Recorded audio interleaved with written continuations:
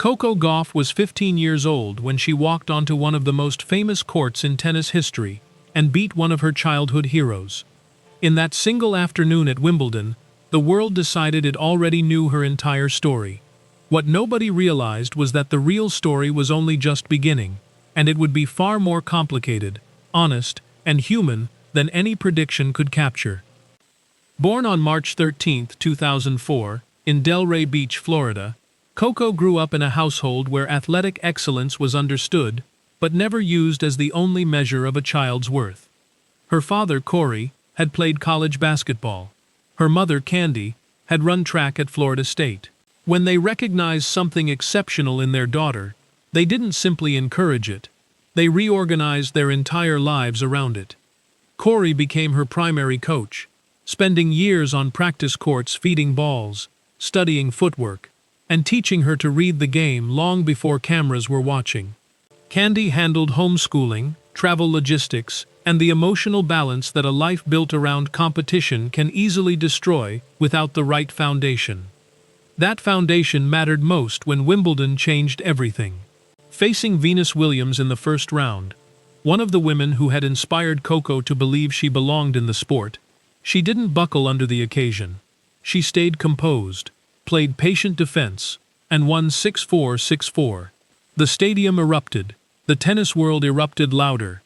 Within days, comparisons to Serena Williams were appearing everywhere, and a teenager who was still learning how to live on tour was suddenly being asked when she planned to win a Grand Slam.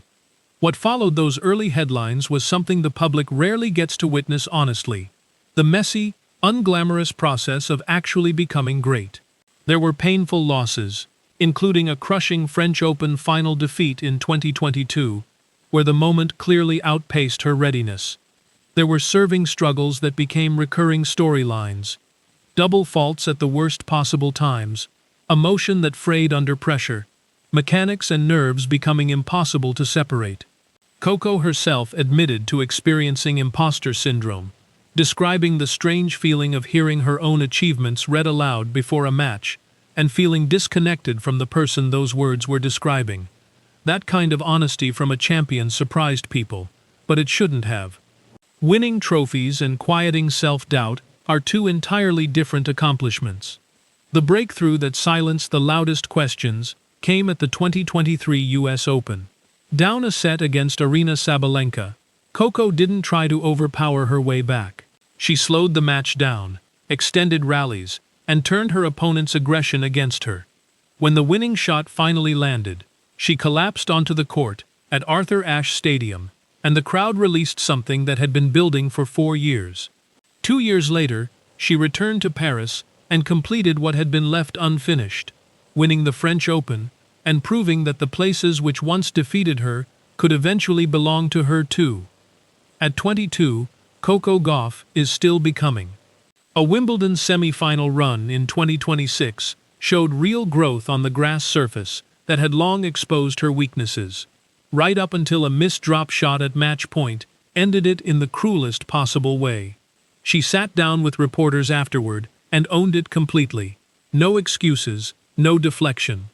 That's the kind of character that doesn't show up in a trophy cabinet, but shapes every single thing inside one. If her journey has taught anything, it's that greatness isn't delivered the moment talent is discovered.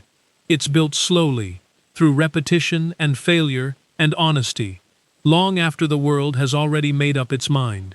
If that story resonates with you, hit like and subscribe. There's plenty more left to tell.